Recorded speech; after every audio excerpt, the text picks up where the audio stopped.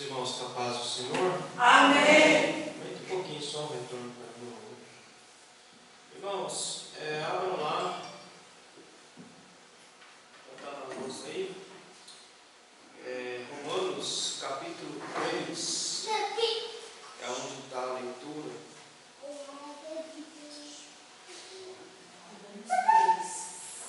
Tem uma revista mais aqui comigo que eu. De que é essa revista Da aqui? Lena. Hã? Da Lena. Termodema. A da Amanda tá aí? Não, essa é do Zezinho. Ah, perdão. Ó, Não. Também da Lena.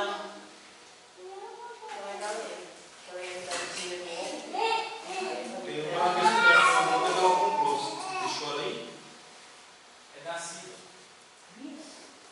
Tem uma mais aí, não tem? Tem. É da irmã. Irmãos, como eu havia dito, quem comprou a revista, compra porque o assunto, todos os assuntos que estão aqui, eles são, para os irmãos, é complexo e é novo. E se os irmãos dependerem de uma explicação minha no domingo, fica mais difícil ainda. Então, se os irmãos comprarem a revistinha, adquirir, estudar durante a semana, pesquisar durante a semana, facilita bastante. Né? Porque aí os irmãos não ficam com cara de paisagem, né? Será que ele está falando de quê? Isso aí está onde? Aqui está nesse mundo mesmo? Então, compre a revistinha, para facilitar a vida de vocês mesmos, né? Porque para mim, resumir esse assunto para vocês, irmão, já dá trabalho. Para eu mastigar o assunto. E se os irmãos não tiverem noção do que eu estou falando, fica pior ainda, tá bom? Então preste atenção, porque o assunto ele é delicado. Todos os assuntos dessa revista são delicados, porque ele mexe em todas as pautas que estão hoje em dia, e os irmãos estão vendo que tem gente que está sendo processada, né, ou perseguida, porque estão afirmando os nossos valores cristãos, e independente se estão perseguindo, se estão calando ou não, a nossa obrigação é continuar falando, a nossa obrigação é continuar ensinando. Nós não atacamos pessoas, não são as pessoas que devem ser atacadas. É o comportamento, é o estilo de vida. E detalhe, nós também não temos nada a ver com o que cada um faz com a sua vida. Se o cara acordar amanhã e dizer que quer casar com uma jumenta, isso é um problema dele. Ele casa com a jumenta, casa com o burro, casa com a vaca, casa com quem ele quiser. Nós não temos nada a ver com isso. Nossa obrigação é falar e reafirmar a Bíblia para nós. Esta aqui é a única verdade absoluta. Ela não está relativizada e nem é negociada para afirmar o pecado de ninguém. Mas isso é para mim e para você. Amém. Se um descrente quiser pegar essa Bíblia, rasgar, tacar fogo, pegar as folhas dela, fumar com maconha, é um problema dele, não é nosso. É todinho dele. Ele vai ter com Deus, ele vai se ver com Deus. Nós não estamos impondo a nossa fé a ninguém. Agora também as pessoas têm que saber respeitar a nossa fé. Então nós, para sermos respeitados, temos que saber pelo menos no que nós cremos. Amém, meus irmãos? Amém. Então, o que é errado, pronto, acabou. Pode o mundo dizer que é certo, pode o mundo dizer o que o mundo quiser dizer. Para nós, o que ela diz que é pecado e acabou. Agora, isso não quer dizer que ninguém é obrigado a aceitar o tipo de fé que eu tenho. Amém, meus irmãos? Amém. Então, nós não vamos forçar ninguém a aceitar a nossa fé. Mas nós vamos continuar falando, vamos continuar pregando a verdade da palavra de Deus. Agora, cada um faça da sua vida a loucura que quiser. Nós não temos nada a ver com isso. O nosso único propósito é falar. Se a pessoa quiser aceitar mudar de vida, é um problema dela também. Amém? Mas não sou eu e nem é você que vai forçar ninguém a nada. Porque nós não somos contra a ninguém. Aqui entra qualquer tipo de gente, fica qualquer tipo de gente, nós não temos discriminação com nenhum tipo de gente, seja homossexual, seja de qualquer outra religião, seja de qualquer ideologia política, nós não temos nada a ver com isso. Aqui é um lugar livre para todo mundo entrar. Só que tem um detalhe: assim como em qualquer lugar tem regras para ser cumprida, aqui também tem. Se a pessoa quiser ficar aqui, congregar aqui, viver aqui, ela vai ter que cumprir as regras que são estabelecidas aqui, porque ninguém vive bagunçado por aí. Se nós vamos numa repartição pública, vai na frente de um juiz lá de qualquer jeito lá. Vai lá na frente do juiz e fala de qualquer jeito com o juiz para ver se não sai preso de lá. Então, aqui está aberto para todo mundo. Agora, se a pessoa quiser ficar aqui, aqui também tem regra para ser vivida. Amém, meus irmãos? Amém. Não é assim que nós vamos trabalhar com essa lição aqui. Estou tendo todo cuidado do mundo porque vai para a rede. Então, já estou dando todo esclarecimento logo de começo, porque tudo que eu vou falar aqui não é imposição para ninguém, cada um vive se quiser. Quiser casar com um jumento, fique à vontade, case com o jumento, a vida é de cada um. Agora, não pode impor para mim eu aceitar o estilo de vida de ninguém, como eu não tenho que obrigar ninguém a aceitar o meu estilo de vida, Agora, ninguém é obrigado a aceitar para mim eu aceitar o estilo de vida que elas querem viver. Se elas querem viver feito louco, feito maluco, feito burro, desinvestado, que viva. Agora, não imponha para mim que eu tenha que aceitar isso como normal, porque normal não é. Amém, meus irmãos? Então, repetia. Deturpação da doutrina bíblica do pecado. É o que está acontecendo hoje. Por que está tudo bagunçado? Porque estão dizendo que não existe pecado. Tudo que você faz está normal. Tudo que você faz é legal. Se você sair daqui e matar alguém, é legal. Tanto é legal que ninguém fica preso. Quem é que fica preso nesse Brasil nosso aqui? O cara passa umas férias na cadeia, quando está com fé, está na rua. Então quer dizer, está dizendo que ser bandido no Brasil, como eu falei uma vez aqui, ser bandido no Brasil, safado, sem vergonha, vale a pena. E ainda é premiado. Porque ninguém fica preso aqui nesse lugar. Só fica preso quem? Quem fala da verdade. Quem fala a verdade está preso, está sendo caçado, está sendo perseguido porque fala a verdade. Agora, se você é um canalha, um safado, um sem vergonha, um maldito na terra, tu é premiado. Agora, tente viver uma vida santa, uma vida separada desse mundo, aí você é perseguido. Por quê? A doutrina do pecado foi deturpada ou está sendo destruída. É por isso que o mundo está do jeito que está. Porque tudo é normal. Pode tudo. Você pode fazer o que você quiser. E ninguém pode falar nada. Porque é normal. Daqui uns dias vai ser normal a pedofilia. Estamos caminhando para isso. A pedofilia não vai ser crime mais. Essa história de homem entrar em banheiro de mulher. Sua filha está lá e tu marmanjo lá dentro do banheiro com tua filha lá dentro. Está certo isso, meus irmãos? Não tem que ter banheiro de gente, cada um no seu canto. Banheiro de mulher, banheiro de mulher, banheiro de homem, banheiro de homem. Uma criança do tamanho da Ana está no banheiro, vai entrar um marmanjo lá para dentro do banheiro da menina. Então é assim que está o mundo, porque para eles isso é normal. Para eles, para nós não. Avança. Textual. Pois ninguém é aceito por Deus por fazer o que a lei manda, porque a lei faz com que as pessoas saibam que são pecadoras. Essa é a função da lei. A função da lei, ela é mostrar a minha pecaminosidade.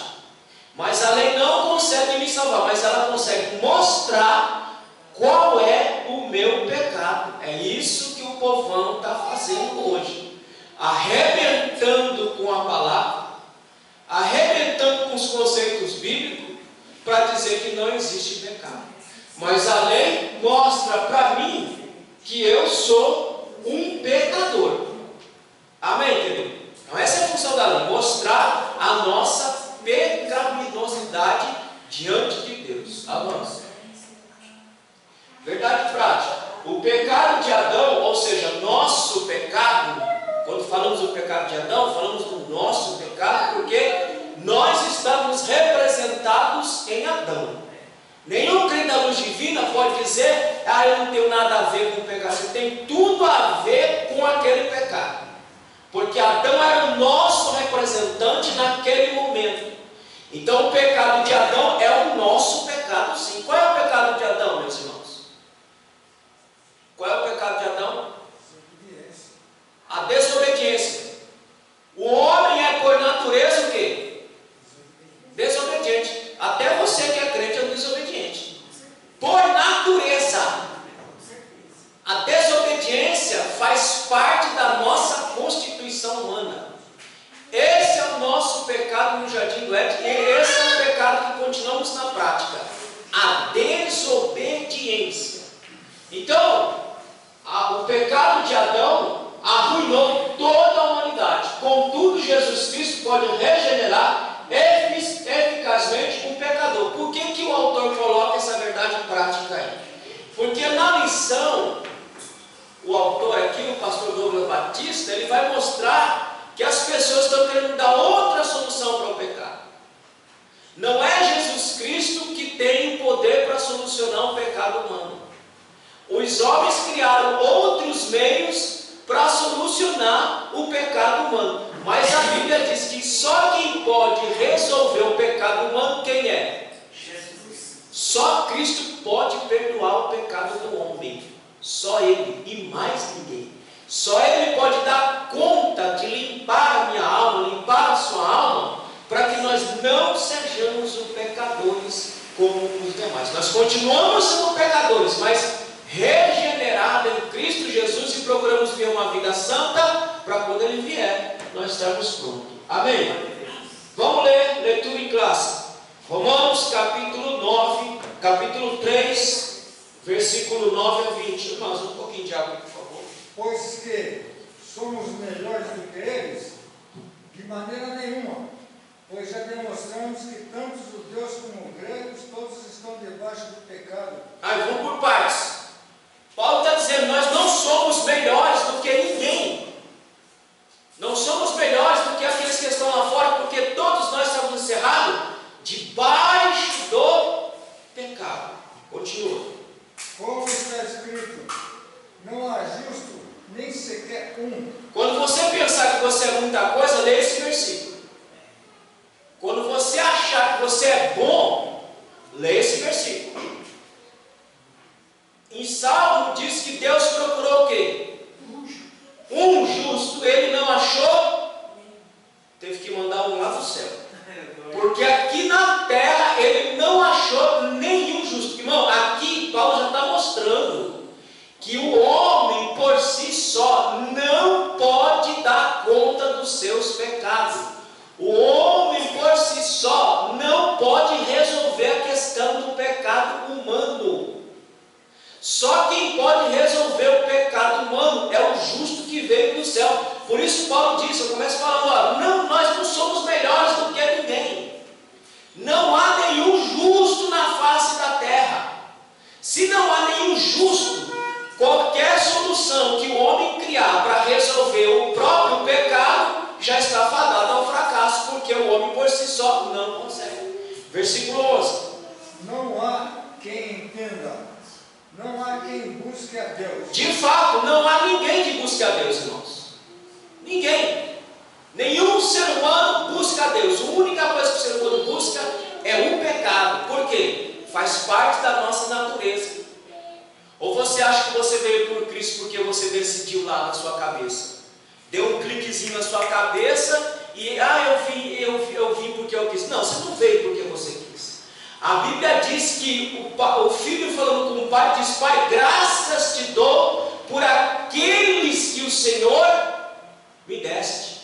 Se nós estamos aqui hoje, e se você aceitou a Cristo algum dia, é porque o próprio Deus lhe buscou.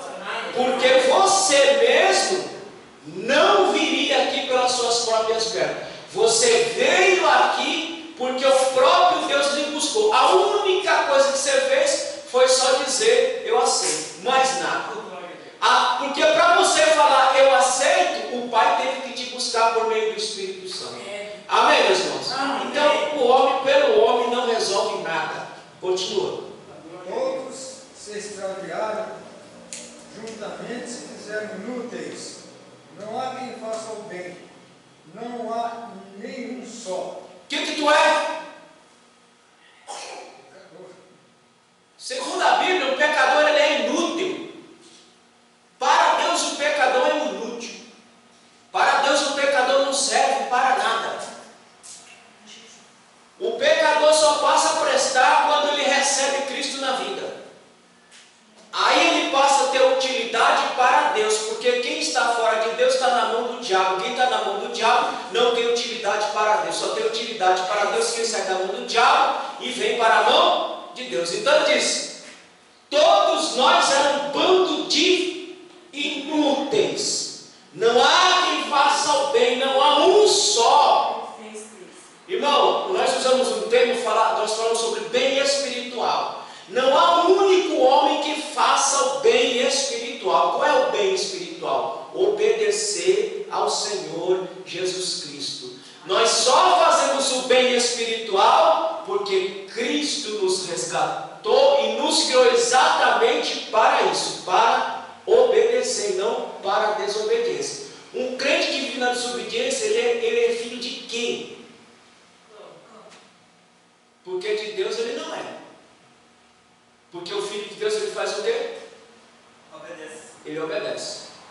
Agora o filho do diabo só sabe fazer uma coisa: desobedecer. Então não importa se você está carregando uma Bíblia na mão, não importa se você está orando, se você está cantando, se você está louvando, se você está dizendo, se você está ofertando. Se você é desobediente, você continua sendo filho do diabo.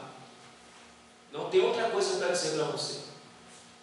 Quem é filho da luz, segundo João, na primeira epístola, ele diz que os filhos da luz amam a Deus, obedecem a Deus e amam o seu Deus. Então, irmão, se você vive na prática da rebelião, não vamos ver na lição, da desobediência, você ainda não é filho de Deus. Porque os filhos de Deus se comportam como filho de Deus. Continua. A sua garganta é um sepulcro aberto, com as suas línguas tratam enganosamente. Peçonha de áspide está debaixo dos seus lábios. Irmão, Paulo está descrevendo a sociedade do século XXI. Ele está descrevendo a sociedade do século XXI. Olha o que é a alma humana sem Deus. Olha o que tem dentro da alma humana sem Deus. Ele está dizendo aí, garganta, sepulcro aberto, é defunto podre, é corpo podre. Você já viu como é que você fede? Em vida você já fede, você imagina um morto. Paulo está dizendo, sepulcro aberto, só exala podridão, só sai podridão, só sai o que não presta. Aí os irmãos acham ruim, é porque não lê a Bíblia, porque ele está descrevendo o que nós somos sem Cristo, meus irmãos. Paulo está mostrando para mim e para você o que é que o homem é sem Cristo, como é que o homem sem Cristo vai resolver o problema do pecado humano, se ele, dentro dele, só há podridão. Não é o que está dizendo aí? Língua que tratam enganosamente. Nem que o povo sabe mais fazer enganar. É a sociedade do engano. É um querendo enganar o outro, é um querendo passar a perna no outro. É a sociedade do século XXI, Paulo está escrevendo. O que mais que ele diz aí? A sua boca. Peçonha de áspide, veneno. Ele está dizendo, há dentro de vocês veneno, peçonha de cobra, mamba negra, a cobra mais venenosa do mundo. Não é nem a cobra, é a cobra de duas pernas que é a mais venenosa. Porque Paulo está dizendo, há debaixo da sua língua peçonha, veneno mortal, veneno que mata. Então Paulo está descrevendo o que é o homem sem Deus. O que é que você vira quando o Espírito sai da sua Deus, o Espírito de Deus sai da sua vida? Você vira isso aí que Paulo está dizendo. Na sua língua há peçonha, há veneno. Verso 14. Cuja boca está cheia de maldição e amargura. É só o que nós temos. O homem sem Deus só tem maldição e amargura na boca. Ele não tem outra coisa, ele não sabe falar de outra coisa. é só maldizendo, é só amargura, é só praguejando. E o amor que dizem que está, que o amor não venceu não. Quem venceu foi o ódio, foi a amargura, foi a peçonha, foi a briga, foi a divisão. É isso que venceu. É isso que nós estamos vendo no mundo. É um guerreando contra o outro, é um brigando contra o outro, é um lutando contra o outro, é dividindo as pessoas. Nós vamos ver tudo isso, irmãos. Versículo 15. Os seus pés são ligeiros para derramar sangue.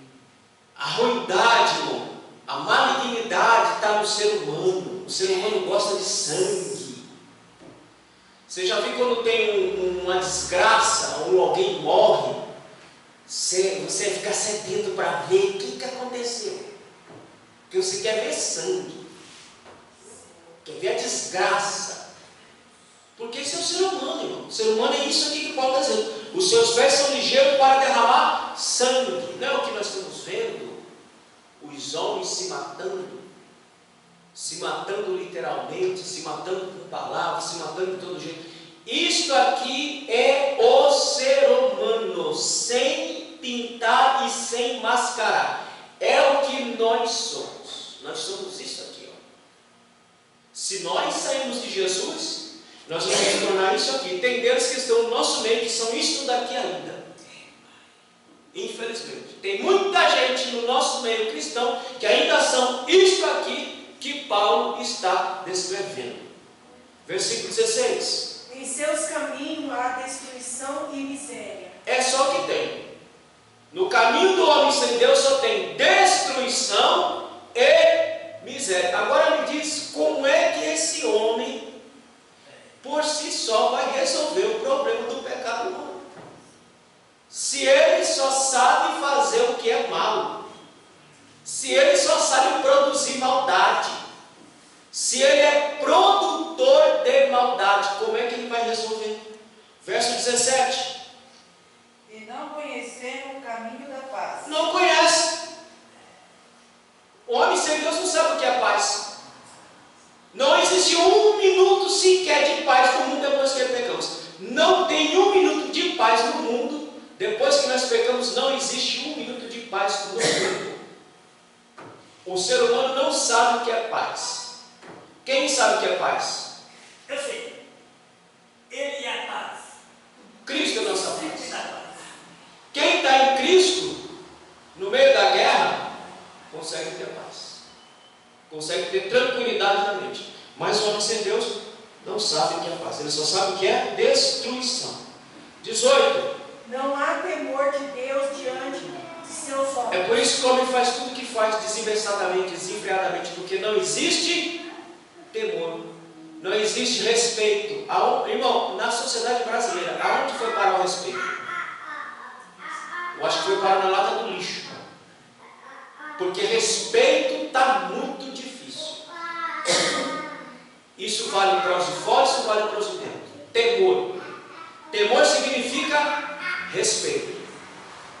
Respeito por Deus e respeito pela obra dele. Aonde foi parar o respeito? Hoje não tem respeito mais. O respeito foi embora. Está indo embora cada dia mais, está indo mais embora ainda o respeito. Verso 19. Ora, nós sabemos que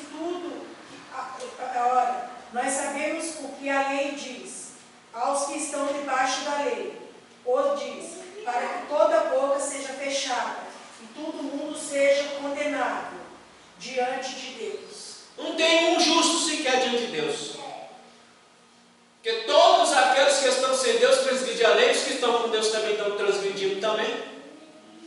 Então não tem nenhum inocente diante de Deus. Todos serão condenáveis diante do Senhor, diante da sua lei. Verso 20. Por isso nenhuma carne será justificada diante dele, pelas obras da lei, porque pela lei vem o conhecimento do pecado. A única coisa que a lei pode fazer é mostrar o meu pecado, mostrar o seu pecado, mas ela não pode nos salvar. A lei, ela mostra a minha sujeira, mas não pode me lavar. Só quem pode nos lavar é o sangue do Cordeiro. Então, o que Paulo descreveu aqui no capítulo 3, versículo 9 e 20, é a sociedade que nós estamos vivendo hoje. Parece que ele está escrevendo isso daqui no século 21. Ele escreveu isso aqui no século 1. Olha quantos séculos passaram. Mais de 2000 anos se passaram e o que ele escreveu aqui é a sociedade podre que nós estamos vendo hoje diante dos nossos olhos. Não só a sociedade brasileira, mas a sociedade mundial. Amém, meus queridos? É isso que nós precisamos saber. Avança. A introdução. Então, todo o problema começou ali. A queda do Éden trouxe toda a humanidade em inclinação natural para o erro. Todo tipo de deturpação da natureza humana. Tudo começou lá dentro. Lembra da primeira aula, o espírito da Babilônia? O espírito da Babilônia já estava lá dentro do Éden. Seduziu a mulher. Porque a Bíblia diz lá, capítulo 17, diz que ele é um grande sedutor. Ele seduziu a mulher. E lá nós caímos em toda sorte de deturpação, de corrupção humana, começa lá. Então, nós precisamos saber bem claro o que é pecado. Pecado é tudo aquilo que transgride a lei de Deus. Nós vamos ver aí as definições já. Mas pecado é isso. Tudo aquilo que transgride a lei de Deus é pecado. Não tem uma lei, não tem uma palavra para ser obedecida? Tem. Quando eu não obedeço, eu estou em transgressão. E, portanto, eu estou em pecado. O maior problema humano é esse. É viver em transgressão frontal à palavra de Deus. Tudo que a palavra diz, o ser humano vai e faz ao contrário. Porque a natureza dele é fazer o contrário daquilo que Deus estabeleceu. O ser humano não tem inclinação para obedecer, irmãos. Depois que nós pecamos, o ser humano não tem inclinação para obedecer, o ser humano tem inclinação para desobedecer. É por isso que quando você é salvo, Deus manda o Espírito Santo. Porque se Ele deixar a gente pela gente mesmo, a gente continua a mesma inclinação. E a nossa inclinação é essa. Nós temos mais facilidade para desobedecer do que para obedecer. Então, lá aconteceu essa desgraceira toda isso. Depois dessa deturpação, o que nós não conseguimos fazer? O bem espiritual. Só obra da regeneração em Cristo nos faz realizar o bem espiritual. Vamos ler esse texto aí de Tito, capítulo 3, está aqui na lousa, no quadro aqui. Olha o que diz, está aqui, está aqui no quadro. Olha o que ele diz no Tito 3, de 5 a 6. Ele nos salvou, porque ele teve o quê? Compaixão de nós. Ele nos salvou, irmão, porque Ele teve compaixão de mim e de você. Quando Cristo estava lá no céu, e Ele viu na enrascada que nós nos enfiamos, Ele disse: olha, Pai, se a gente largar, vão descer morro abaixo. Mas eu vou lá por compaixão deles, porque eu estou sentindo a miséria deles. Eu estou sentindo a angústia deles, então eu vou lá salvar essa gente. E não porque nós tivéssemos feito alguma coisa boa. Você não foi salvo porque você fez alguma bondade. Irmão, se bondade salvasse o ser humano, o céu estaria povoado. A tua bondade não te salva. As coisas boas que você faz não te salvam. O que é que nos salva? Ele vai dizer: Ele nos salvou por meio do Espírito Santo que nos lavou, fazendo com que nascêssemos de novo e dando-nos uma nova vida. É Ele que nos salva, não é a minha bondade. Porque se bondade salvasse, o céu estaria povoado de gente de tudo quanto é natureza.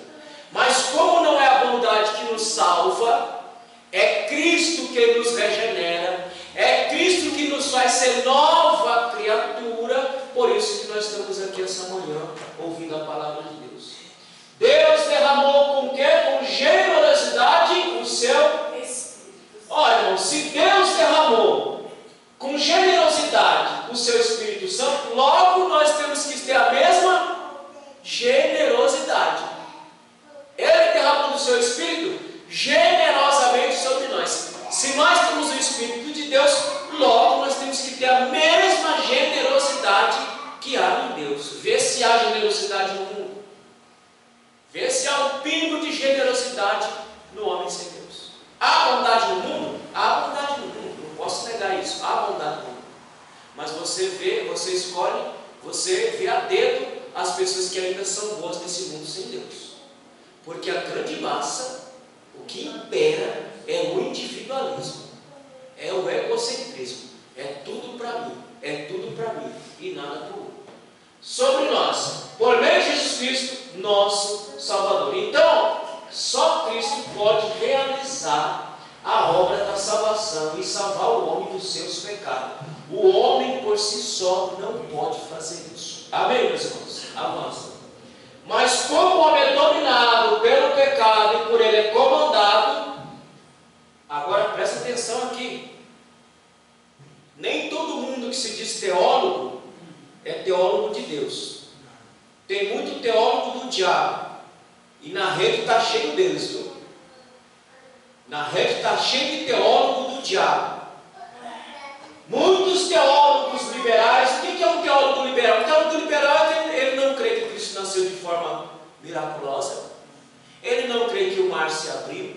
Ele não crê que a palavra de Deus é a palavra de Deus. Ele não crê em nada. Tudo que a Bíblia diz, ele descrê de tudo. Ele não crê que Moisés escreveu os 5 livros. Ele não crê em nada. Ele é um teólogo que trabalha com a descrença e deturpando a fé de alguém. Então, se você estiver ouvindo algum teólogo desse naipe aí, pare de ouvir. Porque isso é veneno na panela, como diz lá o texto. É veneno na panela.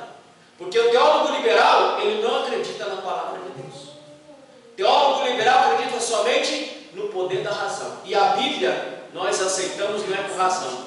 A Bíblia nós aceitamos ela por fé. Aceitamos por fé para depois compreendermos racionalmente. Mas não compreendemos racionalmente para aceitar a fé, não. Primeiro aceitamos pela fé, depois compreendemos racionalmente. Amém, meus irmãos? Então, nessa lição, vamos estudar o perigo de homens sem Deus, trazendo veneno na panela dentro da igreja. Que tipo de homens são esses? Vamos ver. Avança aí para mim. Vamos ver que tipo de homens são esses aí, esses teólogos liberais que gostam de falar. Olha o que diz Paulo. Lembre-se disso, nos últimos dias haverá tempos difíceis. Aqui, acho que não me engano, é 1 Timóteo 3. Dá uma olhada aí, se é 1 Timóteo 3 mesmo. Ou é 2?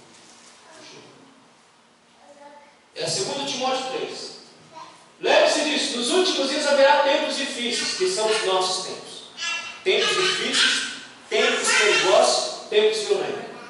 Pois muitos serão egoístas, avarentos, orgulhosos, vaidosos, xingadores, ingratos, desobedientes aos pais e não terão respeito pela religião. Não é o que nós estamos vendo hoje? Não é o que nós estamos assistindo diante de nós? Esse tipo de gente? Não terão amor pelos outros e serão duros, caluniadores, incapazes de se controlar, violentos e inimigos do bem. Serão traidores, atrevidos, cheios de orgulho, amarão mais os prazeres do que a Deus. Não é o que nós vemos hoje? O ser humano ama mais o prazer do que a Deus. O ser humano ama mais as coisas que ele faz, que ele gosta de fazer, do que a Deus. Parecerão ser seguidores da nossa religião. É os teólogos liberais, irmão. Eles parecem crentes. Eles parecem que são de Deus, mas eles não são. Eles são esse tipo de gente aí. Mas com as suas ações negarão o verdadeiro poder dela. Fique longe dessa gente. É o conselho de Paulo. Se você não quiser comer veneno da panela, fique longe desse tipo de teólogo liberal que está por aí nas redes sociais espalhando o seu veneno. Algum deles entra nas casas e consegue dominar mulheres. Algum deles consegue dominar algumas mentes, trazer cativa pelas suas ideias. Porque, irmão, ele não vai aparecer para você dizer que ele é o diabo. Ele não vai dizer.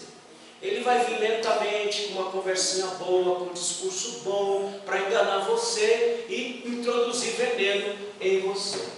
Que estão cheios de pecado e que são levados por todo tipo de desejos. Avança.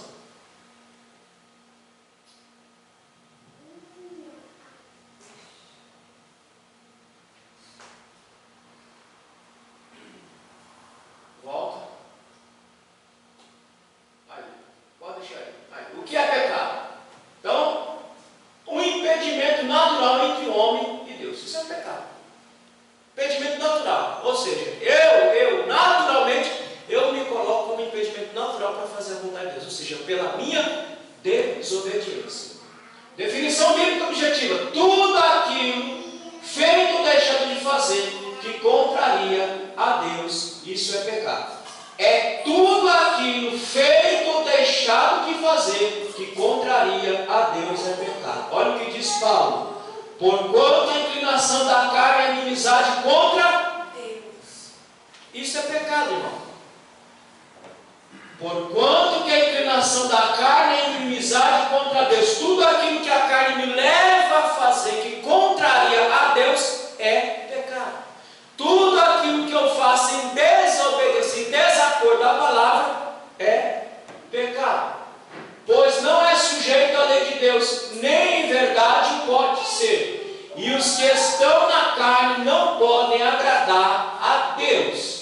Vós, porém, não estáis na carne, mas no Espírito, se é que o Espírito de Deus habita em vós. Então, todo aquele que vive no domínio da carne, seja ele não crente, seja ele crente, vive no domínio da carne. E tudo que a carne quer é fazer tudo aquilo que a Bíblia condena. Amém, meus irmãos? Então, isso é pecado. Está bem entendido o que é pecado? Sim ou não? Todo tipo de desobediência, não interessa se você é crente ou não, todo tipo de desobediência é pecado, do maior ao menor, não tem tamanho. Avança. O que é pecado? Gênesis 4:7, errar o alvo. O que é pecado? Erro moral. Irmão, presta atenção, o pecado ele é de ordem moral, é de ordem moral. O pecado não é de ordem material, como nós vamos ver aqui. O pecado é de ordem moral. Tudo aquilo que tu faz moralmente errado é pecado. O que é um pecado moral? Quem pode me ajudar? Sim, mas dê um exemplo do que é pecado moral. Pecado ele é de ordem moral. O que é um pecado de ordem moral? Sim, mas daí está generalizando. Seja específico. O que é um pecado de ordem moral? Ódio é um pecado de ordem moral. Mentira é um pecado de ordem moral. Matar é um pecado de ordem moral. Roubar é um pecado de ordem moral. É um pecado de ordem moral. Adultério é um pecado de ordem moral. Engano é um pecado de ordem moral. Então a questão do pecado é de ordem moral, não é de ordem material. Portanto, só quem pode resolver esse pecado de ordem moral é Cristo e mais ninguém. Estou enfatizando isso porque a lição vai chegar a um ponto aí que vai dizer que o pecado é de ordem social. Material. Não, o pecado não é de ordem material. O pecado é de ordem moral. Amém, meus irmãos? Então você sabe que tudo aquilo que é de ordem moral é pecado. Mentir é pecado? É pecado. Roubar é pecado. Pecado é de ordem moral. Que mais? Expor o ensino bíblico da natureza pecaminosa. Tá, vou chegar lá. Transgressão da lei de Deus, pecado. Acertar o alvo errado, pecado. Vamos ler. Não, deixa depois a gente ler. Rebelião. Rebelião é pecado? É pecado, porque é de ordem moral. Então quem faz rebelião dentro da igreja, ele é o quê? Pecador. É um pecador que está pecando de ordem moral. Não é material. Foi o que os anjos fizeram lá. Rebelião, pecado. Afastamento de Deus, irmão. Vamos ler esse texto aqui, 1 João capítulo 1, versículo 6 e 7. Afastamento de Deus também é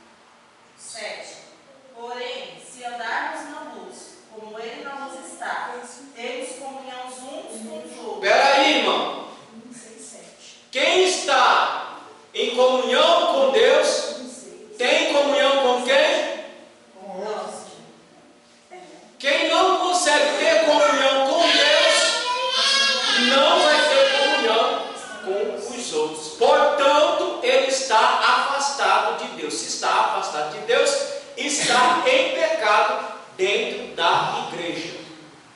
Por isso que eu falo, tem muita gente perdida dentro da própria casa. Tem gente que se perdeu dentro da própria casa, não se perdeu fora.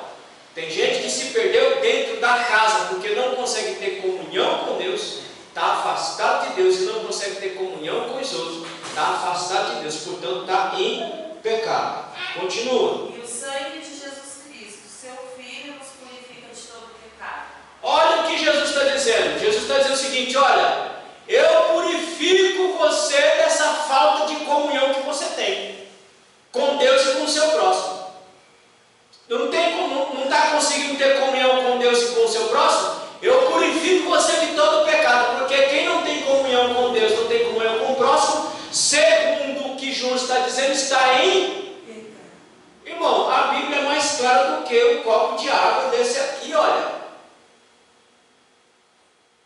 Tem irmão que se engana, que se ilude. Eu tenho comunhão com Deus, mas não tenho comunhão com o irmão. Continua sendo um pecador miserável. Porque a falta de comunhão, segundo o que nós estamos lendo na Bíblia, é pecado. Sim ou não? Não é o que está dizendo a Bíblia aí? Não sabe o que está dizendo, a Bíblia está dizendo. Jesus está dizendo aqui, olha, João escrevendo. E o sangue de Jesus Cristo, seu Filho, nos purifica de todo pecado, inclusive de não querer comunhão, que é pecado, ele também purifica. Então, muita gente, muito crente no nosso meio, que está em pecado, porque não quer ter comunhão nem com Deus, nem com o próximo. Mas Jesus purifica o seu pecado também, em nome de Jesus. Amém, meus irmãos? Não fazer o bem, também é pecado, está lá em Tiago, capítulo 4. Então, tudo isso daqui define o que é pecado. Errar o alvo, erro moral, transgressão da lei, acertar o alvo errado, rebelião, afastamento de Deus, não fazer o bem. Tudo isso aí é pecado. Portanto, todo aquele que ainda não é regenerado e nem foi reconciliado com Deus, vive na prática do pecado. Fala. O que é acertar o alvo errado? Por exemplo, você sabe que você tem que andar nas veredas justas e retas. Você vai andar nas veredas tortuosas da vida. Você sabe que você não pode fazer isso, mas você vai e faz. Pronto. Você errou o alvo. Porque o alvo qual que é? Cristo. E se estamos em Cristo, obedecemos a Cristo. Quando erramos o alvo, fazemos o contrário daquilo que Ele manda. Amém, meus irmãos? Avança. Universalidade do pecado. O ser humano foi criado perfeitinho, irmão. Ó, abra lá nesse texto aqui, ó. Eclesiastes 7:29. Sabe como é que tu foi criado? Eclesiastes capítulo 7 e versículo 29. Quem achou, lê? Eis aqui o que tão somente achei, que Deus fez ao homem reto, porém ele se invertaram muitas confusões. A Bíblia diz que Deus criou o homem o quê? Perfeito. Perfeitinho. Ele buscou muita dimensão. Olha lá. Eis aqui o que tão somente achei, que Deus fez ao homem reto. Fez o homem perfeito. Mas olha o que o homem faz.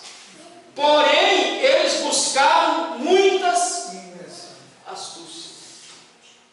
Deus nos criou perfeitinho, mas nós buscamos tudo aquilo que não presta, nós buscamos. Você sabe que para você fazer o mal, você não precisa ser ensinado. Consequência do pecado orgânico. Naturalmente você faz o mal, porque o mal está dentro de nós. O pecado está dentro de nós. Agora, para fazer o bem, irmão, você tem que vir aqui domingo de manhã. Para você aprender a fazer o bem. Nós somos criados perfeitos para fazer o bem. Pecamos, hoje temos que aprender a fazer o bem. Porque o mal ninguém precisa ensinar. O mal a gente nasce naturalmente fazendo e fazendo mal bem ainda. Pastor, Oi. eu acho a teoria sua, do pastor Luiz, completamente perfeita quando você fala que para não jogar a culpa em Adão. Porque se nós jogar a culpa em Adão, nós estamos fazendo... Tirando o nosso nome. Exatamente. Não é minha Bíblia não, é a Bíblia mesmo que diz. Todos pecaram. Paulo diz lá em capítulo 3. Todos pecaram e estão destituídos da glória de Deus. Todos. Vou te chamar de João Batista. Não, tira ninguém, todo mundo. O universalidade do pecado, o ser humano foi criado perfeito, livre-arbítrio, autônomo. Lá no Jardim do Éden, nós escolhíamos livremente. E sabíamos escolher e escolhemos bem. Estávamos livres, nosso livre-arbítrio era autônomo. Deus nos deu ele. E nós exercíamos ele livremente dentro do Jardim do Éden. Por livre escolha, o homem decidiu fazer o quê? Se afastar de Deus. Então, dentro do Éden, nosso livre-arbítrio era autônomo. Nós escolhíamos perfeitamente. E lá no Jardim do Éden, decidimos livremente escolher nos afastar de Deus. É o que diz capítulo 3, do verso 9 ao 19. Nós livremente lá decidimos nos afastar de Deus. Hoje não temos livre-arbítrio. E quem achar que tem livre-arbítrio está se enganando. Porque quem está preso em pecado não está livre. Não está livre. Não, eu tenho livre-arbítrio. Como é que você está livre se você está preso? Não está livre. Você só faz tudo aquilo que a natureza humana manda e o que o diabo manda. Então você não está livre. Quando é que o nosso livre-arbítrio realmente fica livre? Quando nós viemos para Cristo. Agora, como é que é o livre-arbítrio do crente? Como é que é o livre-arbítrio do crente? Obedecendo a Deus. O livre-arbítrio do crente diz que ele pode fazer o que ele quer? Sabe qual que é o livre-arbítrio do crente? O crente está livre para dizer não ao pecado pelo poder do Espírito Santo. Isso é o livre-arbítrio cristão. Eu tenho livre-arbítrio para dizer não ao pecado, mas eu não tenho livre-arbítrio para fazer o que eu quero da minha vida. Se eu tiver livre-arbítrio para fazer o que eu quero da minha vida, eu não sou servo. A Bíblia diz que nós somos o quê? Servos. Servos de Cristo. E o servo não está livre. O servo só faz aquilo que o seu Senhor pronto. Mas nosso livre-arbítrio é que estamos livres hoje para dizer não à nossa natureza pecaminosa. Amém, meus irmãos? Hoje você pode dizer não ao pecado que está dentro de você. A gente passa de servo para irmão. Não entendi. A gente passa de servo para irmão. Sim, somos irmãos, somos amigos, porém, a Bíblia sempre vai nos qualificar como servos. Porque Jesus diz, já não vos chamo de servos, e sim irmãos. Mas, porém, ela continua nos qualificando como servo. Ninguém pode perder essa dimensão. A Bíblia diz que somos irmãos, sim. Diz que somos amigos, sim. Mas Paulo vai dizer, continuamos sendo servos de Cristo, porque não estamos livres. Temos um Senhor que devemos obrigação e obediência.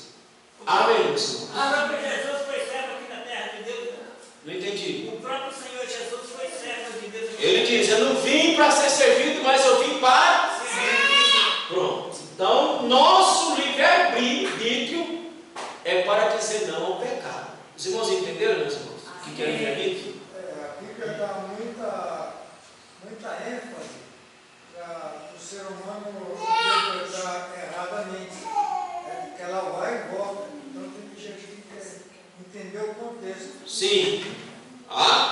Então, tendo isso, é livre-arbítrio que nós perdemos lá. Não somos mais autônomos do nosso livre-arbítrio.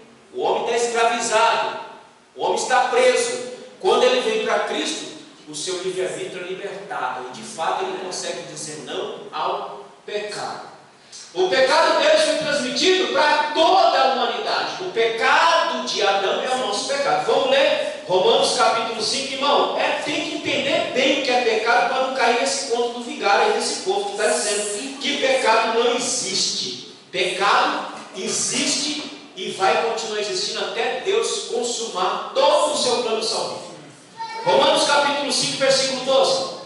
Pelo que, como por um homem entrou o pecado no mundo, e pelo pecado a morte, assim também a morte passou a todos os homens. Por isso é que todos pecaram.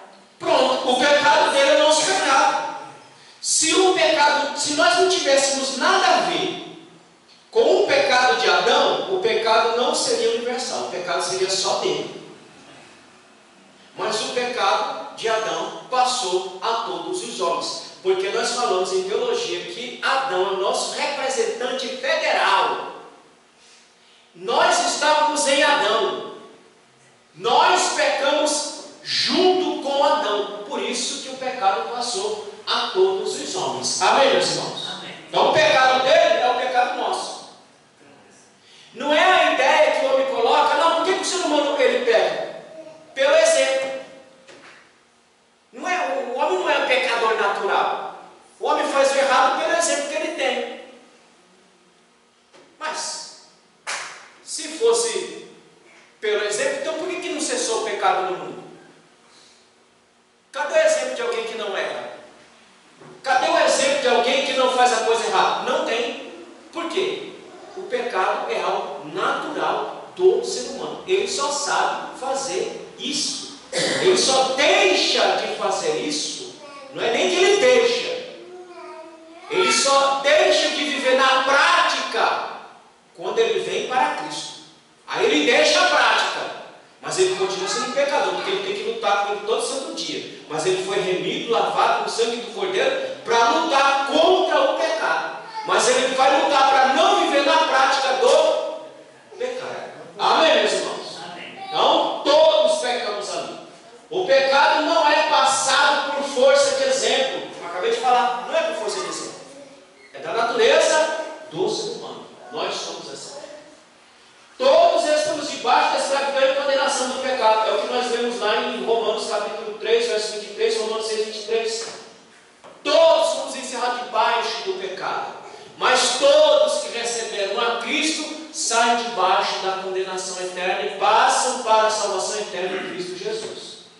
Mas essa alma corrupta é regenerada pela fé em Cristo Jesus. Então o pecado é algo universal. Passou para todos os homens.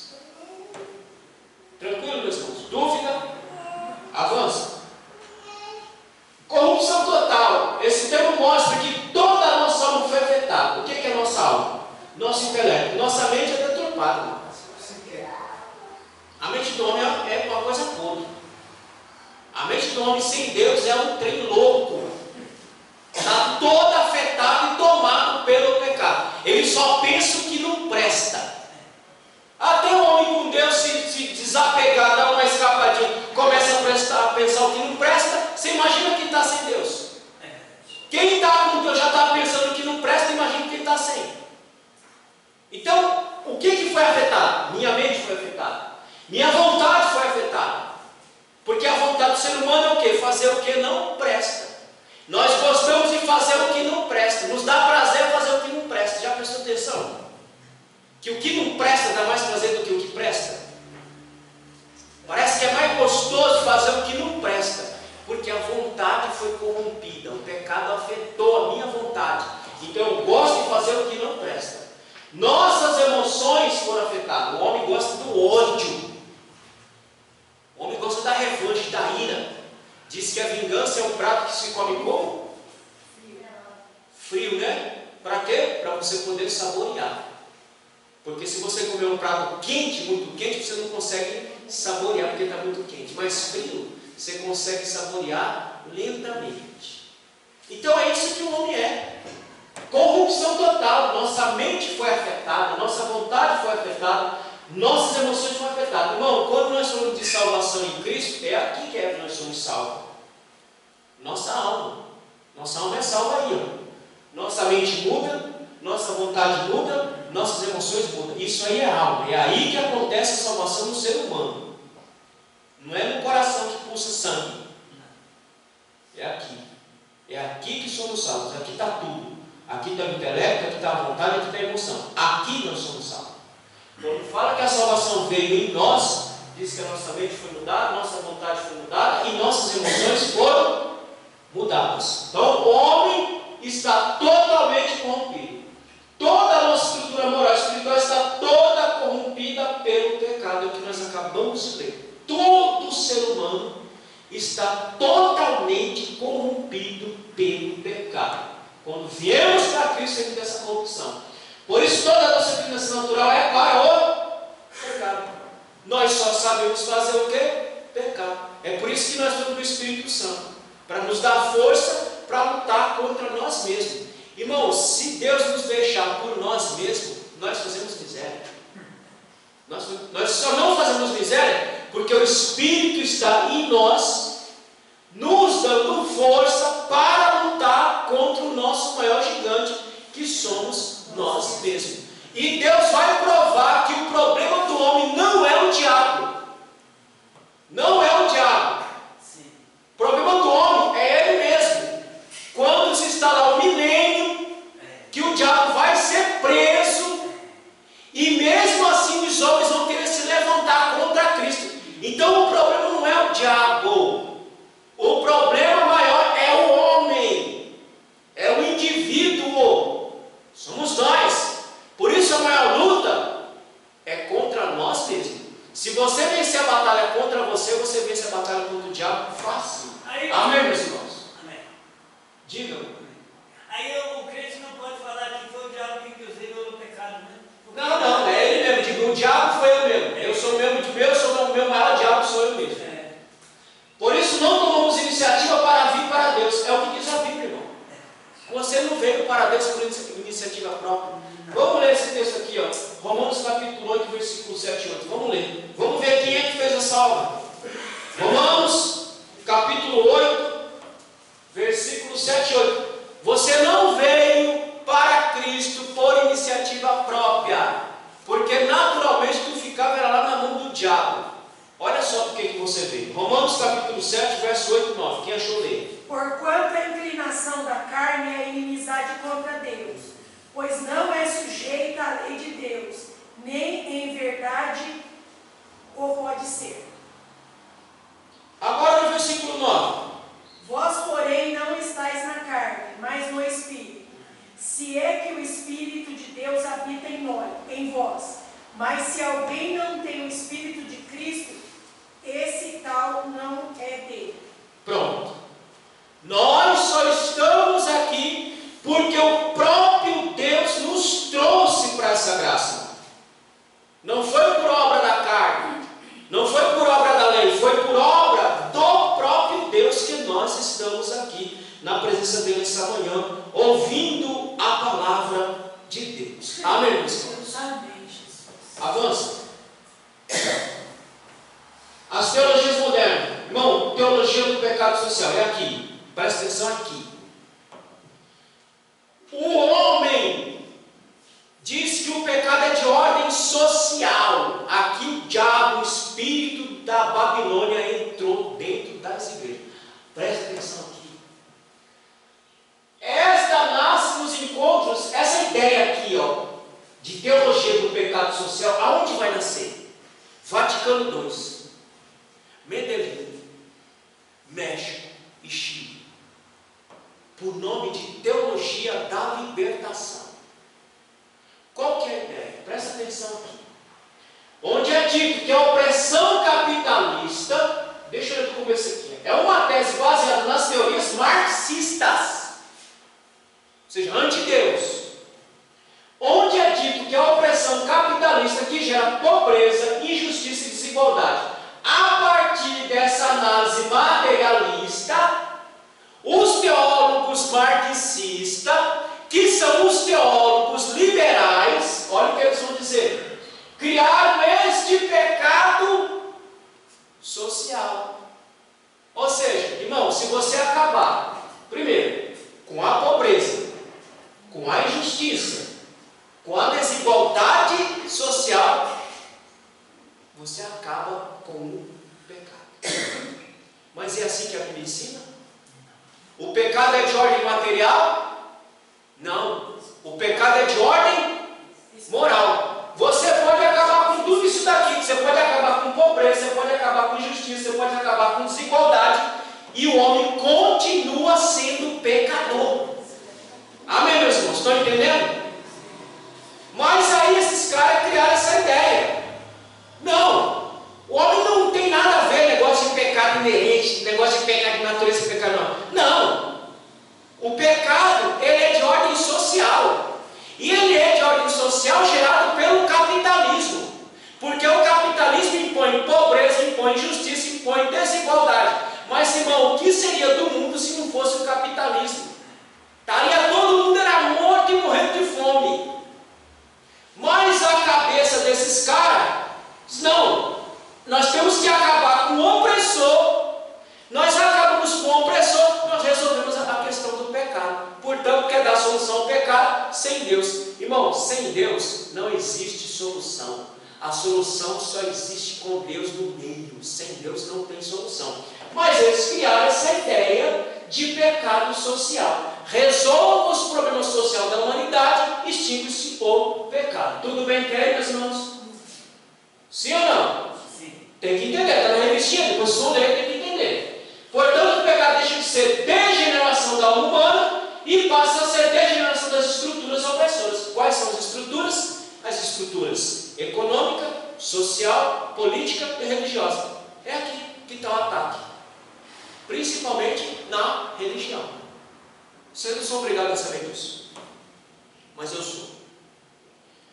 A cultura ocidental, ela foi criada, ela tem por base a cultura judaico-cristã.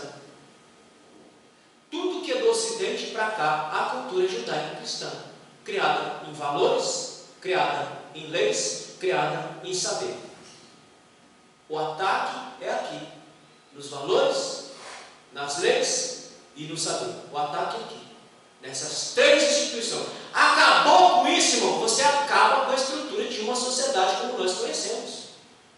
Mas o ataque é aqui, porque quer criar-se uma sociedade onde não tem lugar para Deus. Se você acaba com a cultura judaico-cristã, você acaba com uma cultura onde tem valores, onde tem leis, onde tem saber, onde tem conhecimento, onde tem racionalidade. Acaba-se com isso e você faz o que você quiser. E é o que nós estamos vendo hoje, um ataque frontal às estruturas, que eles chamam de estruturas opressoras.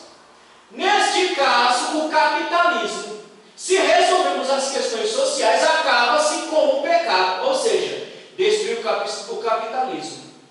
Aí o que nós vamos viver? Vamos viver comendo capim. Porque o que gera riqueza? É o dinheiro. É o dinheiro que é distribuído, que é gerado entre os homens. Não é uma partilha entre todos. Irmão, a Bíblia é clara. Você vê que o homem quer ir contra a Bíblia.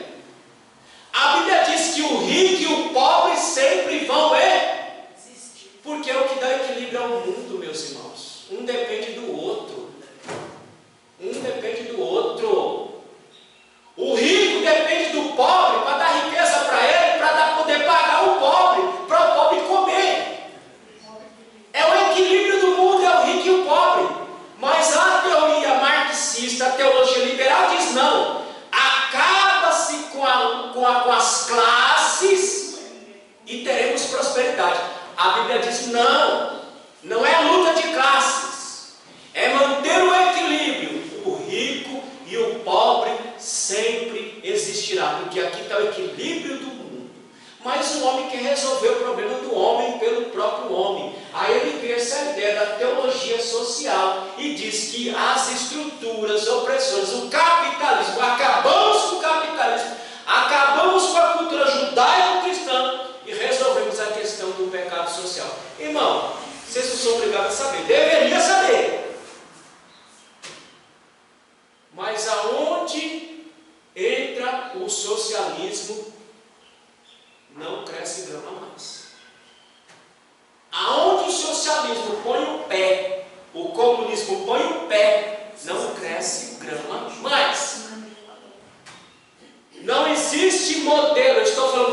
lição está abordando isso. Não existe modelo comunista social no mundo que deu certo. Todos eles produziu morte, destruição, pobreza e fome generalizada. Mas o homem sem Deus diz que dá para resolver o problema do pecado humano sem Deus. Acaba-se com essa estrutura e resolve-se o pecado. Ora, por que não deu certo então nos países que foram implantados o socialismo e como? Por que não deu certo? Por que os países comunistas socialistas são os mais pobres, os mais atrasados, os mais miseráveis? Ora, se a teologia do pecado social e o pecado está na estrutura, por que nesses países não está implantado esse sistema que diz que não é opressor? Por que tem tanta miséria lá? Por que a história mostra tantos mortos atrás desse sistema socialista e comunista? Por quê? Se o pecado é essa estrutura, por que existe pecado nesses lugares ainda? Entenderam, meus irmãos? Então, eles criaram essa ideia de que o pecado não é de ordem humana, é de ordem material, não é de ordem moral, é de ordem material. Resolvendo uma questão social, acaba-se o pecado. Agora, meus irmãos, cada um vive do jeito que quiser. Cada um vive do jeito que quiser, faça do jeito que quiser.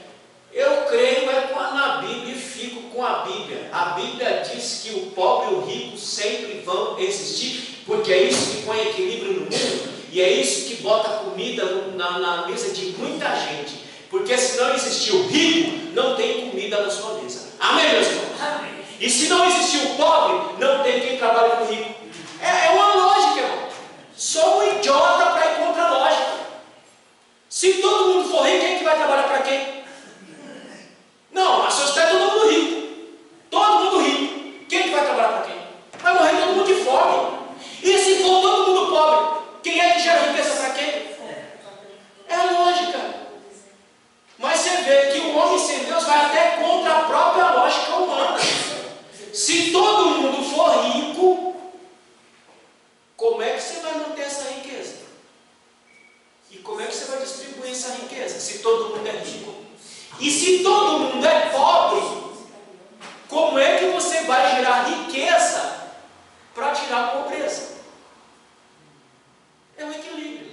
É o equilíbrio que está aí. Sempre vai ter o rico e sempre vai ter o pobre. Amém, meus irmãos? Não é a estrutura material que vai resolver o problema do pecado humano. O pecado humano se resolve em Cristo Jesus e somente em Cristo. Amém? Então, se acabar com o que eles estão querendo acabar com o capitalismo, vai todo mundo viver comendo capim, como acontece em alguns lugares. Porque se não tem geração de renda, não há distribuição de renda. É simples, irmão, a conta é simples, não precisa nem ser economista. Se não tem geração de renda, não tem distribuição de renda. Se tem renda, tem distribuição de renda. Qual é o problema? Aí nós vamos entender que o pecado é de ordem moral. Qual é o problema? Tem renda? Tem renda. O problema é que essa renda é mal distribuída. Por que é mal distribuída? Nós vimos semana passada. Os reis da terra estão se prostituindo no cálice da prostituta que tem lá avareza e egoísmo. Sabe por que não há uma distribuição de renda justa? Porque quem controla o sistema é egoísta, avarento e corrupto. Amém, meus irmãos? Amém. Então o problema não é de ordem material. O problema é de ordem moral. Resolva-se de ordem moral e você resolve o resto. Ora, o que aconteceu com Zaqueu, meus irmãos? Quando ele foi ter um encontro com Jesus, o que ele falou? Se eu defraudei alguém, eu devolvo 4 vezes mais. Resolveu o problema do pecado ali. Porque o pecado é de ordem moral. Zaqueu entendeu, eu roubei, eu espoliei, eu tirei o que não é meu, agora eu tenho que distribuir o que não é meu. Pronto, resolveu o problema. Agora quer resolver o problema do homem, pelo homem, é o que nós estamos vendo aí. Só desgraça. Amém, meus irmãos? Olha lá, veja as condições de país que vivem nesse regime sem lógica. Avança.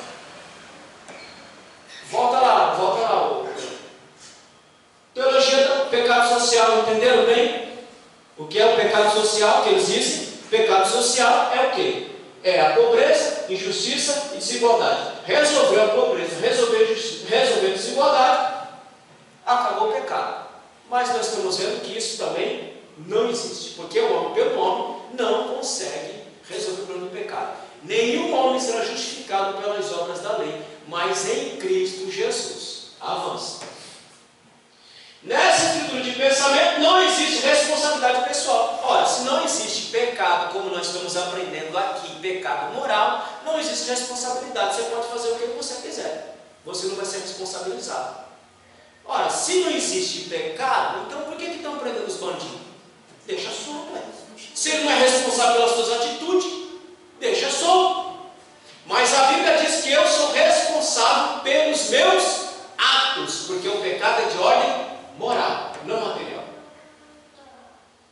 Pensando assim, deixa-se de atacar o problema de fundo e fica-se só com a causa como sendo o problema de fundo. Vou explicar. Ora, se eu coloco que o problema do pecado é social, eu não estou atacando a causa, eu estou atacando o efeito. Vamos ler Mateus capítulo 23, versículo 27 e 28. Entenda bem isso aqui, viu, irmão?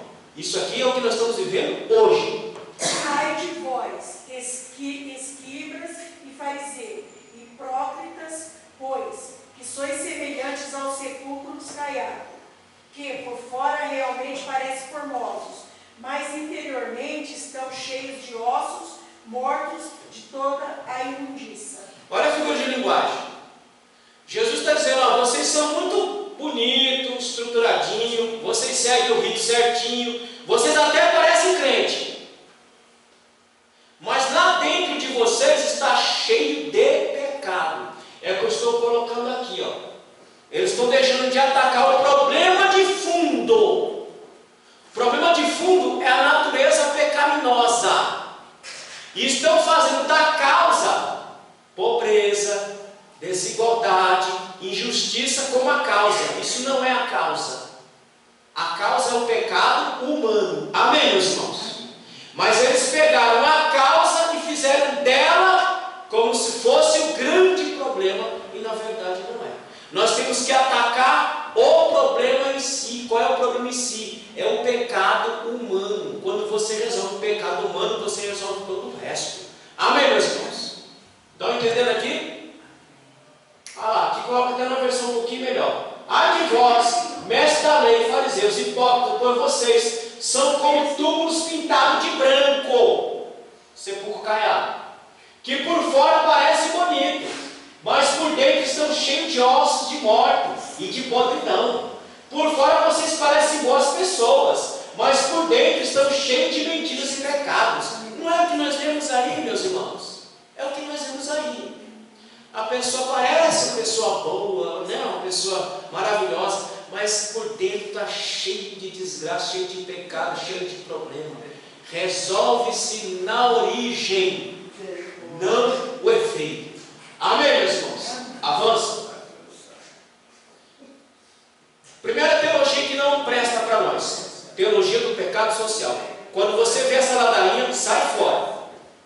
Sai fora porque é veneno na panela. Vai dizer a você, ó, o problema humano não existe pecado, só existe pecado social. Não, você diz, não existe pecado social. O que existe é o pecado moral. Você quer resolver, se converta em Cristo e você resolve os outros problemas. Amém, meu irmão? Então, primeira teologia que nós vimos aí, teologia do pecado social. Segunda teologia da libertação. Nós vimos um pouquinho no item passado. Essa teologia tem como pano de fundo as teorias de quem? De Karl Marx, o maior materialista do mundo, o maior antideus do mundo. Para Marx tudo é material, não existe nada fora do que é material, tudo está calcado historicamente aqui, não existe nada fora disso aqui. Agora, como é que tu vai aceitar uma teologia que tem de fundo a crença ou a descrença em Deus? Como é que você vai comer uma teologia dessa? Aonde não tem Deus? Teologia da libertação é uma teologia que não tem Deus. A teologia da libertação, ela tem como meio de salvação o pobre. você trabalhar a questão da pobreza, da desigualdade, da injustiça, ali está a salvação. Irmão, aonde está a salvação? A salvação está em Cristo Jesus. Mas na teologia da libertação, o pobre se torna o meio da salvação. Então, se você trabalhar pelos pobres, se você fizer pelos pobres, você encontra a salvação de fato. Se você não fizer isso, você não encontra. Ou seja, Cristo na teologia da libertação não salva ninguém. O que salva o ser humano na teologia da libertação é o pobre. Tira a desigualdade, tira a pobreza, tire tudo que o pobre passa, a opressão que o pobre passa, e aí você encontrou a salvação. A grosso modo, isso é teologia da libertação. Amém, meus irmãos? Então ela tem como pano de fundo aí, como estrutura de pensamento, os pensamentos de Karl Barth. Qual que é? Libertar os oprimidos dos seus opressores. Irmão, Karl Barth, você lê a história dele, aquele cara, olha, a teoria dele não prestou nem para ele. Nem para ele. Lê a história dele, você vai ver que é uma história de desgraça, de miséria, de pobreza. Então a teoria dele não prestou nem para ele mesmo, porque ele vivia de favor. Engels é que bancava ele, passava necessidade, passava fome, os filhos. Então a teoria dele foi tão boa, que não prestou nem para ele mesmo. Como é que vai prestar para outra pessoa? Irmão, uma coisa que não presta para tu, vai prestar para outra pessoa? Uma coisa que não serve para você, não vai servir para ninguém. É o que aconteceu com Karl Marx. A teoria dele era tão ruim que não prestou nem para ele mesmo. Quem são os precursores ou os cabeças dessa ideia? Gustavo Gutierrez e aqui no Brasil, Leonardo Boff e o outro teólogo que era presbiteriano, Rubem Alves. Para eles, a forma de libertar o homem não pode estar calcada nas doutrinas cardeais, ou seja, não está calcada na Bíblia. A salvação para eles, mas sim na indignação contra as estruturas opressoras capitalistas. É aqui. Diz, não, nós temos que entrar com um engajamento político e militante, porque não é a palavra, não é a Bíblia que vai resolver o problema do homem. O que vai resolver o problema do homem é a militância. Não foi que nós vimos aí nas últimas eleições? A igreja se emporcalhando com militância política? A igreja não foi chamada para militar politicamente. A igreja foi chamada para militar pelo Evangelho. Amém, meus irmãos?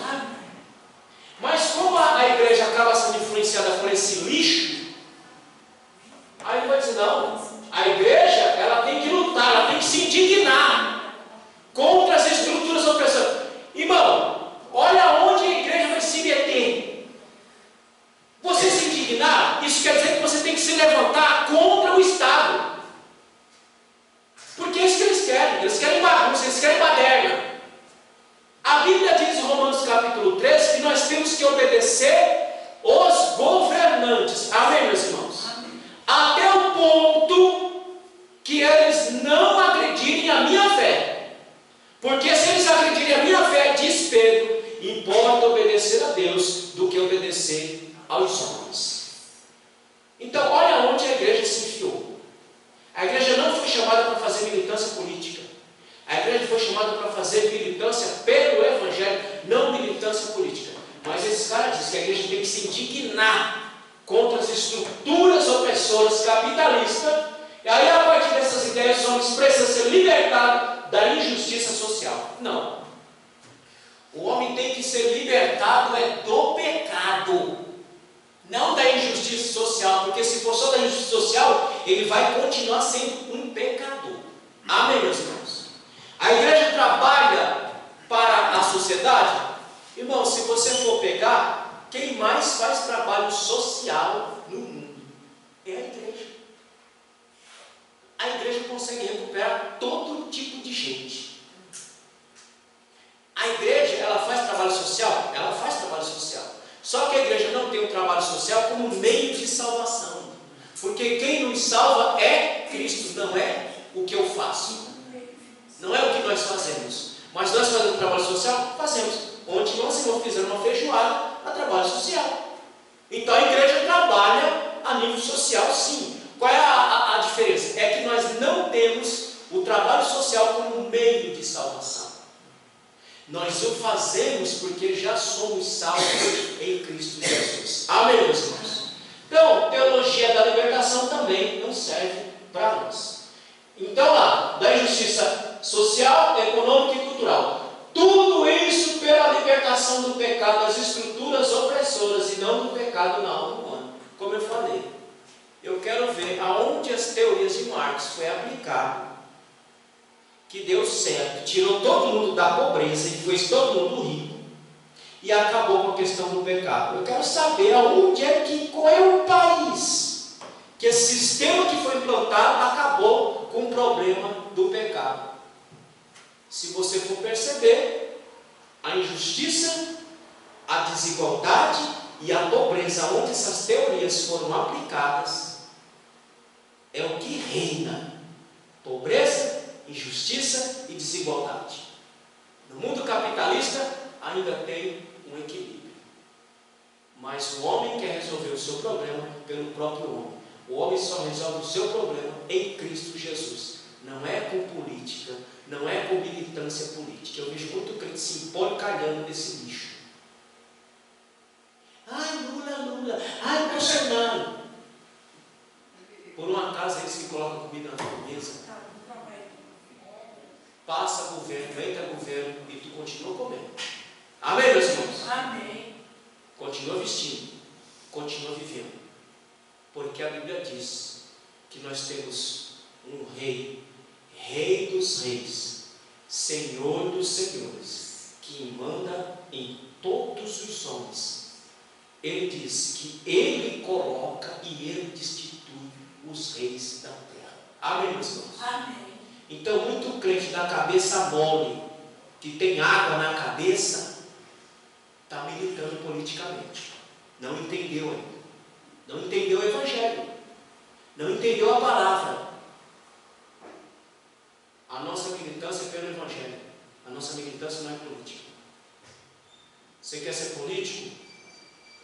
Lá o que você faz vai militar politicamente, então. Mas sirva bem também lá. Agora, o Evangelho é a nossa milícia, a nossa militância é pelo Evangelho e não política. Muito pastor quebrou a cara com essa militância evangélica que fizeram. E muito crente também. Crente em porta de quartel. Crente gritando Bolsonaro. Crente gritando Lula. Adoram mais esses homens do que a Cristo. Trabalham mais para esses homens do que a Cristo. É aí que está a nossa militância? Não. Nossa militância está no Evangelho. Como cidadão, nós vamos lá, escolhemos os melhores e votamos. Acabou. Acabou. Como cidadão, fazemos a nossa parte. Vamos lá, votamos. E se quiser acompanhar seu político, acompanhe e peça contra ele. Agora, militância política, deixa para a cabeça de água. Porque quem tem a mente de Cristo não se vota com esse lixo. Amém, meus irmãos? Então, teologia de libertação não serve para nada. Quando alguém vier com esse lixo, já digo, meu irmão, eu já tenho a teologia. Minha teologia é a teologia da palavra de Deus. É essa aqui que salva em nome de Jesus. Amém? Avança. Então, a partir dessas ideias marxistas, nascem outros movimentos teológicos libertários. Irmão, eu preciso que vocês tenham paciência aqui. Para vocês verem o que está acontecendo hoje. E muito crente está desavisado. Então, a partir dessa ideia aí, desse movimento marxista, nasce o que? As teologias libertárias. Teologia do gênero, transexualidade. Irmão, nós não temos nada a ver com o ser humano. O ser humano quer ser mulher, ele seja. A mulher quer ser homem, ela seja. Ele quer virar um jumento, ele vire. Eu não tenho nada a ver com isso. É problema de cada jumento, não é nosso. Agora, eu não sou obrigado a aceitar. Não é a pessoa. Eu não sou obrigado a aceitar o estilo de vida da pessoa. Não é combater a pessoa.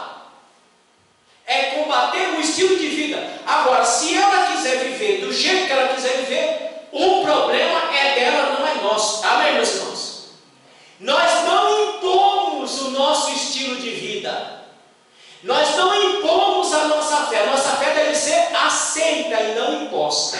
Amém, meus irmãos? Mas é o que nós temos? Está lá na escola, os filhos do crente aprendendo ideologia de gênero. Não. Sua mãe falou o quê? Que você é menina? Não.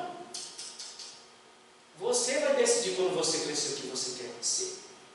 Porque a biologia não pode determinar o que você... Irmão, olha o tamanho da loucura, gente. A biologia não pode determinar o que você é. A sociedade não pode determinar o que você é. Você que pode determinar o que você é. Olha a loucura. Se a biologia me diz que eu nasci homem, como é que eu vou dizer que eu não sou? Biologicamente eu sou homem. Eu posso querer virar para o outro lado, mas eu vou continuar sendo homem. Porque biologicamente eu sou homem. Biologicamente é mulher. Não é a sociedade que impõe, a biologia impõe. Tu é homem. Toda a sua estrutura é de homem. Mas tu quer virar mulher, o problema é seu, não é meu. Amém, meus irmãos? Não impomos. Agora eu também não sou obrigado a aceitar. Está lá, teologia libertária, teologia do gênero, transexualidade, sexualidade, homossexualismo. Irmão, cada um faz da sua vida a loucura que quiser. Cada um faz a loucura que quiser. Quer ser homem, que seja, quer ser mulher, seja, quer deixar de ser mulher para virar homem, seja, é um problema seu, não é nosso. Mas não é um problema nosso, é um problema deles. Só que do mesmo jeito que eu não posso impor para eles as ideias minhas, as ideias deles também não podem ser impostas para mim, e eu queria aceitar isso como normal, porque normal não é. Nem a biologia diz que isso é normal. Se o Paulinho casar com o Paulão, onde vai a procriação? Pronto, mas se Paulinho quer casar com o Paulão, é um direito de quem? De Paulinho e Paulão.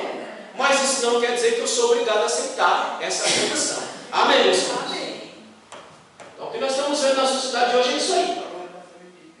Teologia da missão integral, divisão libertária. É a mesma coisa que teologia da libertação. Teologia da missão integral, vamos trabalhar para o social, vamos nos preocupar com o social. Irmão, não precisa de uma teologia para dizer isso. Nós já fazemos isso porque a Bíblia diz que nós temos obrigação social. Eu não preciso montar uma teologia, mas é claro, como eu quero trabalhar com a ideia materialista de Marx, eu preciso montar uma teologia. Então, teologia da missão integral. Então, o grande problema dessas teologias progressistas, e vai ter uma lição que nós vamos falar de progressismo. Então, o grande problema dessas teologias progressistas, que tem como base Marx, é reduzir o evangelho à militância política e social. E eles conseguiram. Eles conseguiram reduzir o evangelho à militância político-social. É o que nós vimos aí na eleição de Bolsonaro contra Lula, e continua ainda. Então veja, veneno na panela e a igreja não consegue enxergar. Essa vontade é reduzir o evangelho à militância política e social, para tirar da cabeça dos crentes a ideia de pecado, a ideia de Deus, e colocar todo esse lixo aí que a gente está vendo dia a dia avançando dentro da igreja. É preciso que se diga que a igreja tem seu papel na vida social. Ela faz essa parte, ela trabalha nisso, ela faz isso, mas ela não tem isso como meio de salvação. Ela já o faz porque ela já é salva em Cristo Jesus. Amém, meus irmãos? Mas não tem como ponto de partida a libertação por meio da militância política. Nós não temos isso como ponto de partida. Nós temos como ponto de partida que liberta o homem é Jesus Cristo, crucificado e ressuscitado ao terceiro dia. Amém? Não é melhorar as condições políticas, sociais e econômicas do indivíduo que nós vamos salvar ele. Nós vamos salvar ele pela pregação da palavra. Não é com política que se salva ninguém. Avança. Já expliquei isso aqui, vamos embora. Então, as ideias progressistas, marxistas se colocam acima do Evangelho de Cristo como aquele que irá resolver os problemas da sociedade. Então, as ideias marxista, progressista, ela se coloca acima do Evangelho. Não, esse negócio de crente, nós não tem solução, porque eles não entendem de política, eles não entendem de estruturas sociais, estrutura política. Nós temos a solução.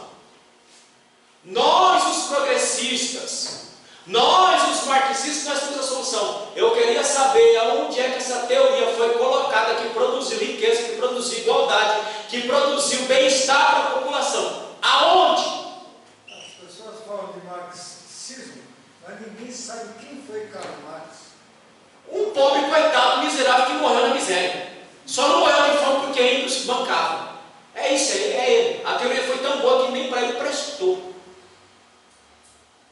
Aonde que isso funciona? Meus irmãos, o que salva o homem é o Evangelho de nosso Senhor Jesus Cristo. Aonde o Evangelho entra, resolve tudo, meus irmãos.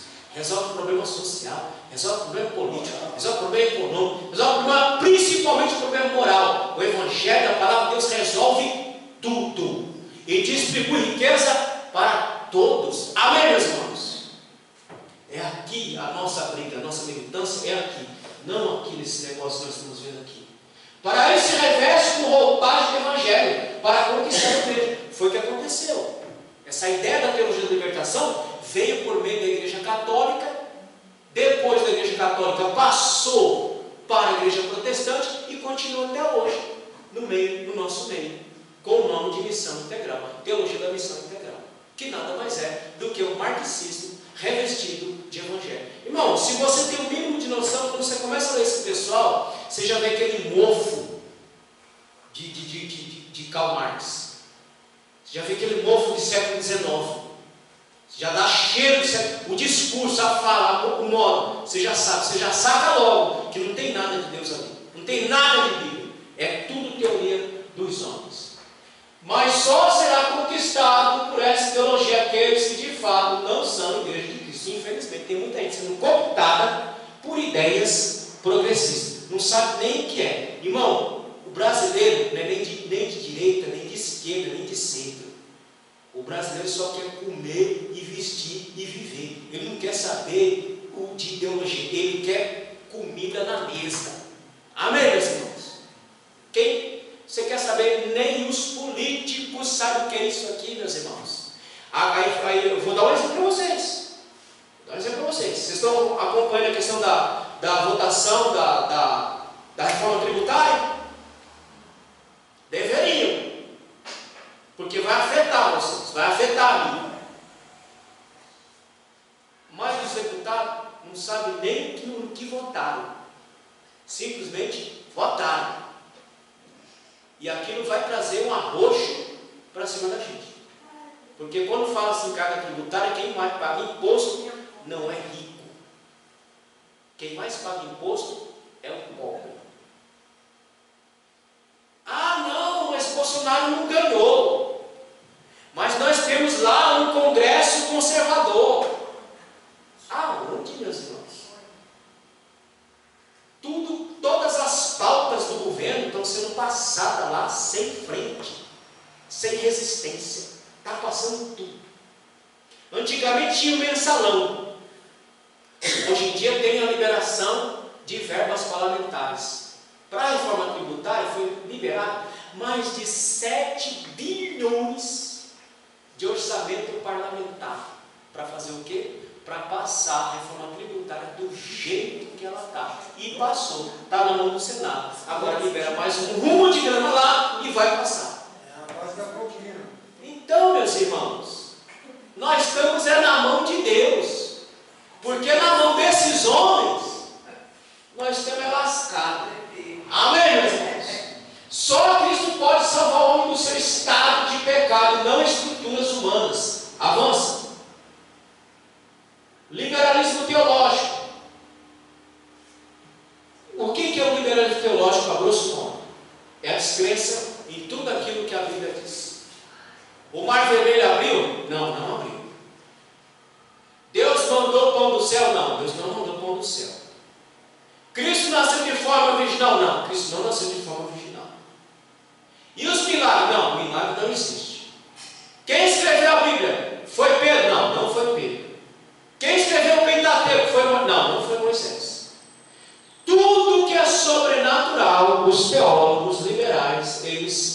descreem de tudo isso. Mas nós que servimos a Cristo, nós cremos na inspiração da Bíblia, nós cremos na inerrância da Bíblia, nós cremos na infalibilidade da Bíblia e nós cremos nos milagres que são sobrenatural. Amém, meus irmãos? Os teólogos liberais não acreditam que a Bíblia é a palavra de Deus.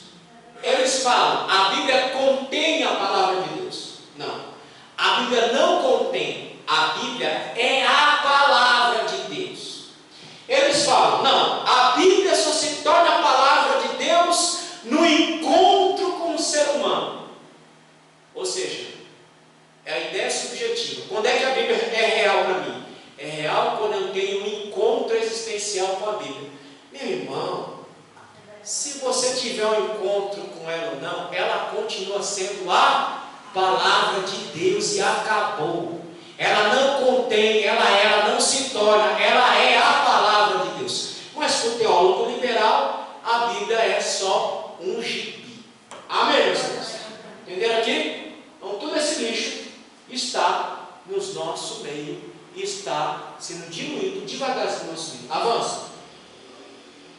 As Escrituras são reinterpretadas ao sabor deles, são reinterpretadas e ressignificadas para caber dentro da porcaria deles, para caber dentro do pecado deles. Vocês sabem que o movimento LGBTQIA+, elas pedem retiradas de certas partes do texto. Se não retira, ressignificar e reinterpretar para